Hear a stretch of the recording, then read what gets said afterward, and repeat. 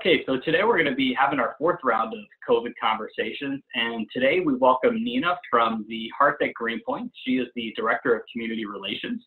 So Nina, thank you so much for being on today. Thank you, Justin. I'm happy to be here. Thanks for having me.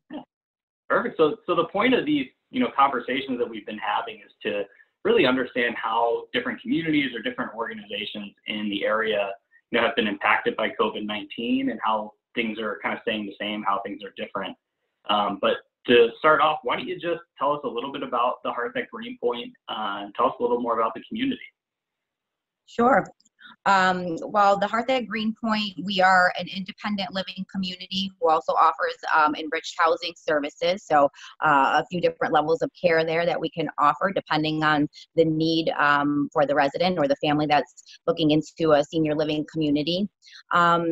We are, as far as the care goes, there's a lot of different options that we have, but because of the COVID right now, it's making it much more difficult to kind of, as you're aware, for the regular day-to-day type of activities. But I think what we're doing is the part that's really staying the same, like you mentioned, is that care at the end of the day. The folks there, our residents, are getting the care that they need. You have your nutrition aspect that's really important, obviously, with the elderly and our senior population. The hydration, the nutrition, the activities, the socialization is a huge thing. However, that's, a little bit different than what it looks like, but we are, because we're currently a COVID-free community and have been, since the very start of this, and, that we're thankful and grateful, and we're trying the best that we can to keep it that way. We are able to have our residents still engage in regular activities, a little bit different than what they may typically, going outside of the building, or of course with the social distancing aspect, but we are still able to engage. So that's a big thing. Yeah. Well, kind of go into a little more detail there. So how are things business as usual? What are some of the things that have stayed the same for Hearth at Greenpoint? And then how are things different now? Just build out on that a little more. Yeah, sure. I think that the part that really is what we pride ourselves on at Greenpoint is that continued care for the residents, right? So we have a staff, our community, who's been with us for quite some time, who, our team is even that much closer right now because we really are relying on each other to, that whole team effort right now. It's not the typical day-to-day scenarios where we're, normally you have folks that are coming to the dining room a couple times a day for their meals, or, 3 times a day, breakfast, lunch, and dinner. Right now, we're continuing to deliver meals to over, about 200 residents. That's a pretty big number to be able to have that dining room service, and hopefully accommodating everybody's needs and their wishes and their desires, but also being able to deliver that many meals 3 times a day. That's huge. So we kind of have all hands on deck, the directors, myself.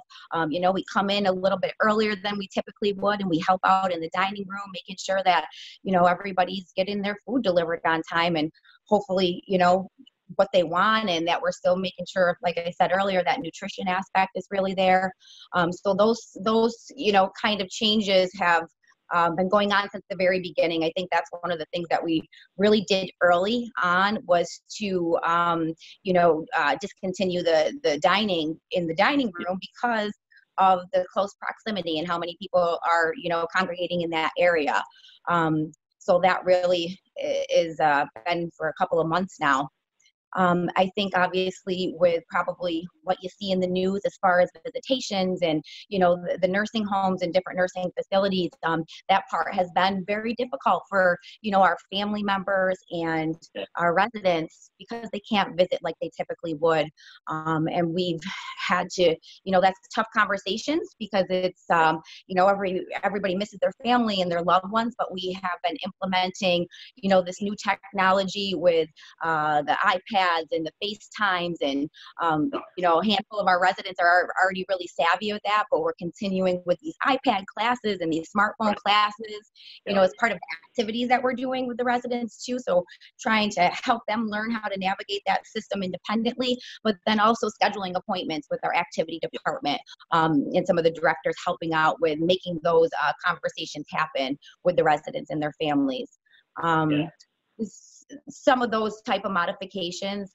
One of the other things I think that's new and at least different for us is our cleaning, disinfecting, sanitation type of regimen. We have recently, our company, the Hearth, has invested into a Viking, it's called Viking Pure Cleaning Solutions. And what it really is a generator, right? That's in our building, and it generates an endless supply of a sanitizing system, which is really a two-part system, but it's a cleaning solution and a disinfectant. It's actually non-toxic, it's chemical-free. So we can utilize it around the residents, around food, the dining room, around even pets. It's safe to use, on people. So we even have staff members who are, spraying head to toe as they come in and as they leave, just kind of that extra measure. So it's pretty actually interesting, and the science behind this electrolyzed system, alkaline, really water-based solution, it's pretty amazing when you look into the science of it and what it's doing. And I think seems to be working because, we haven't had any outbreaks, and knock on wood, it stays that way. But that's just part of the diligence, that you see from the staff members being able to utilize these things. Yeah. Now we've used it ourselves, and you gave us a nice demo of it not too long ago, and I've still got my bottle downstairs that we use, and it actually has a really nice smell to it too, which is great. And it's definitely, it's great to see the different ways that you all are using it. So it's awesome. It's probably making a huge difference in seeing that you're still COVID free. So yeah, absolutely. I think it goes that one extra step, like, we were able to, hand it out to you, to folks that we work with or other professionals, but also our staff, because, as we all know, that's kind of the folks that are really coming and going outside of the community is us, the staff members. So they're able to bring it home and hopefully utilize it in their environment. So we're, really just decreasing the opportunity to bring things into the building. So. Well, and especially with, disinfecting supplies being so limited, everywhere you go now. So it makes a big difference. I was going to ask you what kind of safety measures you're putting into place, but you kind of took that one. So, I mean, it's a great product. It's great to hear. So I'll get you out of here on one last question. Are you accepting new move-ins right now? And then, how is that process different, whether it's touring, whether it's what happens once someone's moved in? How is it different than it normally would be? Yeah, definitely a lot different, right? So we are accepting new admissions on a case-by-case scenario. Really, we're still trying to be there as that continuum of care for, folks that are out in the hospitals or folks that are in rehab and unable to go back to their, home environment safely. However, there is, sacrifices with that process that, we try to be very transparent about upfront, because it's a lot for a new move-in to come in, because we are not touring as we normally would, right? We're unable to bring the family or the resident themselves into the community physically. However, we are doing the virtual aspect, right? But, virtually doing a FaceTime or a Zoom type of meeting and, walking around the community and showing in that way. And then the assessment, of course, we always have an assessment for any new resident that comes in. We're unable to do that like we typically would, but we are utilizing, again, the technology aspect, and our nurses do a great job of, gathering all that information and, personalizing a care plan for somebody so that when they do move in, right, that we're still able to provide those services that they really need and require to be safe still. There is an isolation period that we have residents partake in really when they come into the community for a 14-day period, just to make sure, that there's not any signs or symptoms there of, anything COVID related or, anything beyond that. We're taking temperatures 3 times a day for new residents that come in. That's on each shift. Also on top of that, just all of our residents in the building, we're doing daily temperature.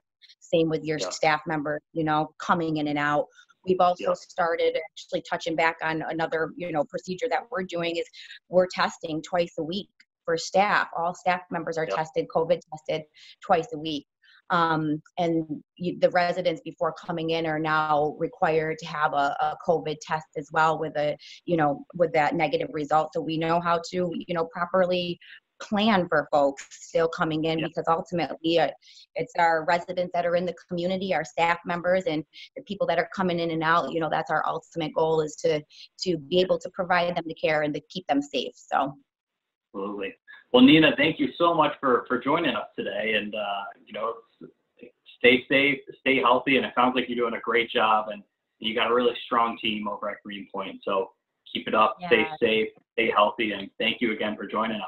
Thank you, Justin. We appreciate you guys over at Touching Hearts as well, and your care staff, and it's tough right now, but I'm glad that we can have the relationship that we do with people in the community like yourselves that we can rely on as well, because it's definitely a team effort, not just in the building but outside. So we appreciate the relationship, and we appreciate being able to have the time to do this with you today too, and just share the general knowledge. So thank you. Yeah, absolutely. All right, Nina, take care.